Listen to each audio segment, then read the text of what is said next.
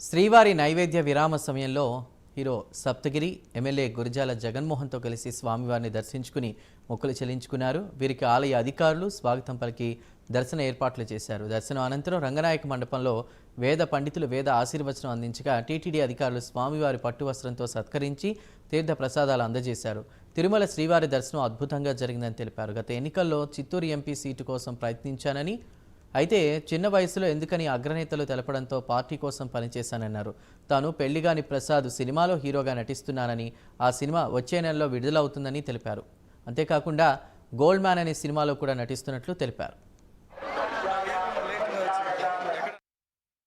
Prasad next మంత్లో release అవుద్ది.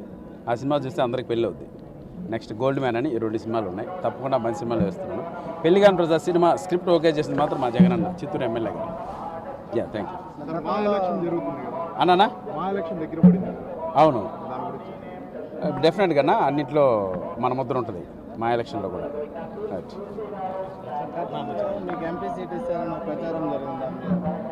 అవును, ట్రై చేసిన మాట వాస్తవమే. సో చిన్న పిల్లడు ఇంకా ఎందుకప్పుడే రాజకీయాలని నెక్స్ట్ చూద్దామండి. ఎప్పుడు ఆల్వేస్ సపోర్ట్ అన్న. ఇక్కడ ఎందుకులే అన్న రాజకీయాలు, అద్భుతమైన దర్శనం జరిగింది. ఈరోజు నా స్నేహితుడు గిరి గారు దర్శనం చేయాలన్నారు. అలాగే నా స్నేహితులందరితో సాక్షాత్ కలియుగ దైవం ఏడుకొండల స్వామి దర్శనానికి విచ్చేసాము. ఏదైనా ఒక మంచి పరిపాలనలో ఈ దేవస్థాన దర్శనానికి వస్తే కూడా ఆ అద్భుతమైన దర్శనం జరగడం కానీ ఆ ఒక సంతోషం కూడా కలగడం జరిగింది. ఎక్కడికెక్కడ కొండపైన కూడా గత ఈ 2-3 వారాల నుండి మీరందరూ గమనిస్తే పరిశుభ్రత కానీ అన్ని విషయాల్లో కూడా ఒక క్రమశిక్షణగా ఈ దేవస్థానాన్ని మార్చే క్రమంలో మన ముఖ్యమంత్రి శ్రీ నారా చంద్రబాబు నాయుడు గారు ఆల్రెడీ ఆదేశాలు చేయడం జరిగింది. తిరుమలని ప్రక్షాళన చేస్తానన్న విధంగా మంచి అధికారుల్ని నియమించారు.